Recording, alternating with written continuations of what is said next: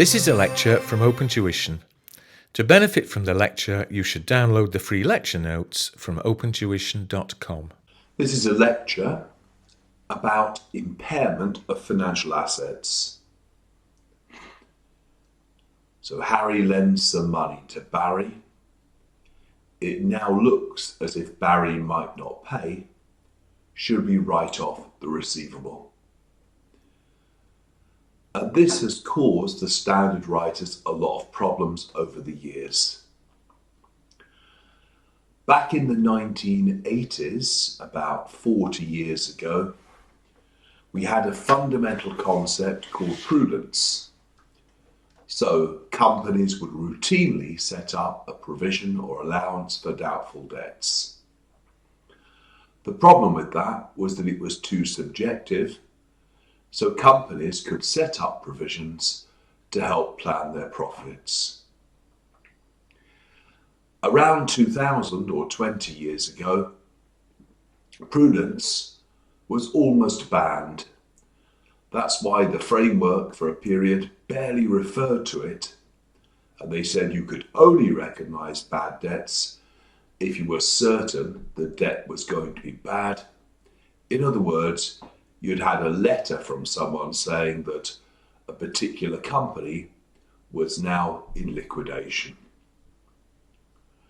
That was very objective, but it caused a lot of chaos in companies, particularly at the time of the American debt crisis, where banks didn't realise that they had so much bad debt on their books.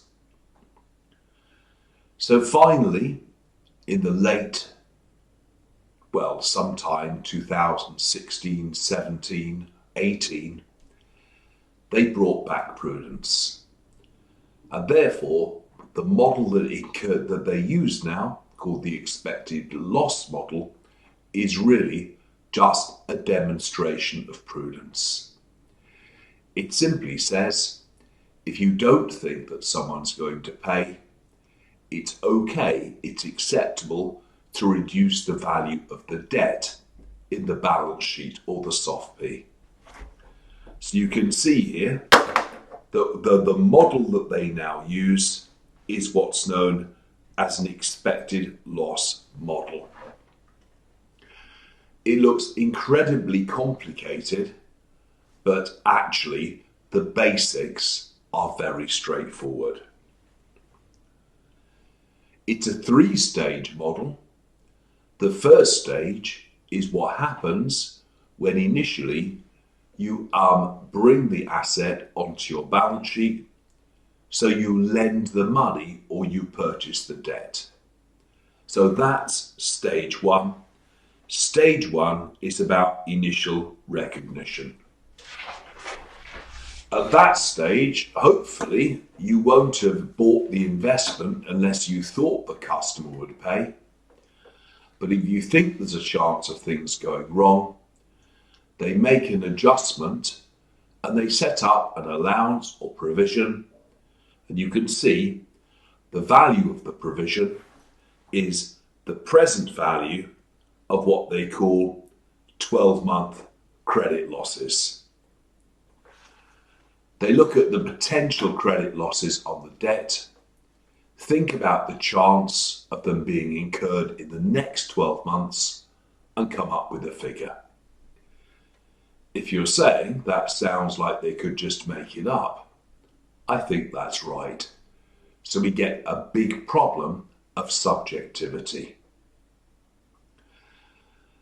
Later on, it may be that you decide you need to increase the allowance because it looks as if the customer is not paying, the borrower is not going to repay you, maybe their credit rating is being downgraded, and there's therefore a significant deterioration in credit quality.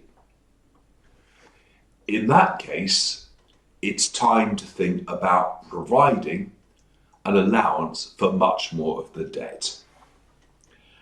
Now, the one piece of common sense that they did write in this standard, the one thing that's easy to understand, is they said You reach stage 2 if the borrower is 30 days overdue. So if a debt is 30 days overdue, clearly, if you've lent the money, you start to panic, and therefore you will recognise an increased credit loss. And as you can see from the notes here again, you look at the total credit shortfall. Again, everything in financial instruments is discounted to present value. Don't worry about that for now. Just appreciate that initially you would record part of the expected loss. Later, you'll record all of it when things become more certain. Finally, at stage 3, there's now objective evidence of impairment. So you've opened the newspaper and found out the company to which you've lent money is now finished, gone, in liquidation, insolvency proceedings, bye-bye to your money. So essentially again, that's when again you've actually got the borrower is probably now insolvent. In which case, in any case, the accounting is the same. Those of you remember bookkeeping probably remember that you in your bookkeeping you used to have a T account for the receivable and a T account for the provision or allowance for doubtful debts. It's at stage 3 really when actually you would net those two figures off. That's the message that we really need to understand. So there is an illustration here. Be calm and don't worry about any discounting.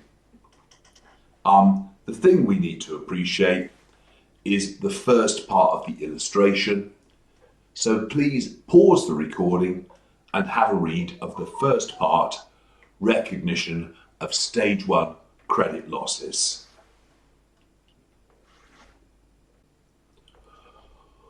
All that you really need to appreciate here is that I have lent someone some money.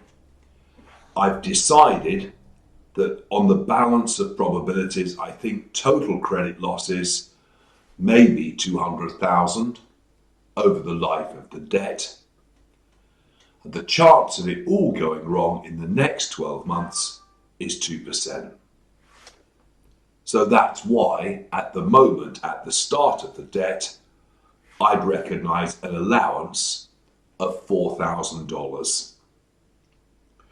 Now, because of discounting, that's measured at present value. As I said, don't panic about that. Just try and appreciate the basics. Later on, at stage 2, again, it looks as if now perhaps the person is 30 days behind.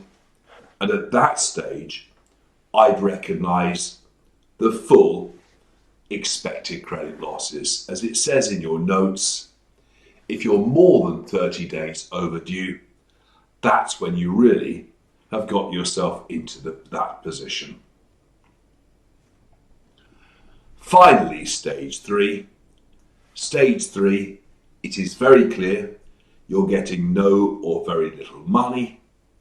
And so essentially at stage 3, again, they'll basically net off the receivable and the allowance for doubtful debts, again, and just have a net figure that they'll use in the financial statements. So initially, when you are at, let's just say stage, so initially you're at stage 1, you'll have your loan asset,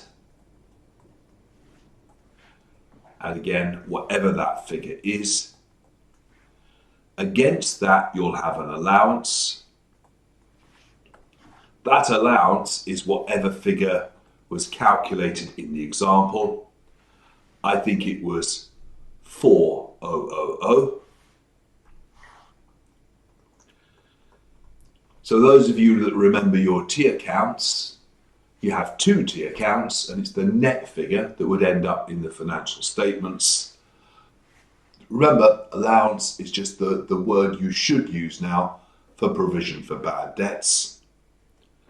Later on, at stage 2 and 3, you've still got your loan asset, but the allowance has increased dramatically.